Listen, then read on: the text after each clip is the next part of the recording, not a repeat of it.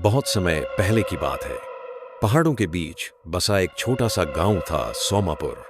उस गांव के पास एक गुप्त तालाब था जिसे लोग चमत्कारी तालाब कहते थे। यह तालाब जंगल के भीतर था और कोई भी वहां जाने से डरता था। लोगों का मानना था कि इस तालाब में कोई अदृश्य शक्ति है। गांव के बूढ़े बाबा कहते थे, जो सच्चे दिल से कोई इच्छा करता है और इस तालाब के पानी में अपना चेहरा देखता है, उसकी मनोकामना जरूर पूरी होती है।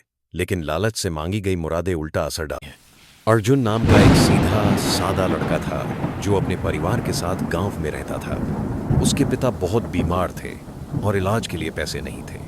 अर्जुन को तालाब की कहानी याद आई। एक दिन वह चुपचाप जंगल में गया और तालाब के किनारे पहुंचा। पानी एकदम शांत और नीला था। उसने अपने दोनों हाथ जोड़कर कहा, हे तालाब, मैं तुमसे कुछ नहीं चाहता, बस मेरे पिताजी को ठीक कर दो। मैं हर दिन मेहनत करूंगा, लेकिन उन्हें बचा लो। उसने पानी में चेहरा देखा और उसे एक तेज नीली चमक दिखी। फिर सब कुछ सामान्य हो गया।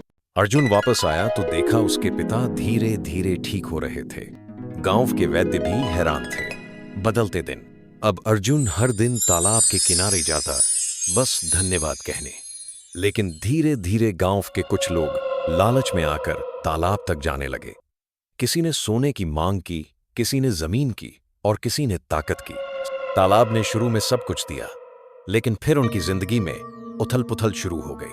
किसी की नींद उड़ गई, किसी को बीमारी लगी, किसी के अपने उससे दूर हो गए। गांव के लोग समझ गए, यह तालाब सिर्फ निस्वार्थ भाव को समझता है। अंत। गांव वालों ने एक नियम बनाया, अब तालाब को पूजा जाएगा, लेकिन कोई उससे मांग नहीं करेगा। अर्जुन को गांव ने सच्चे मन वाला बालक कहा।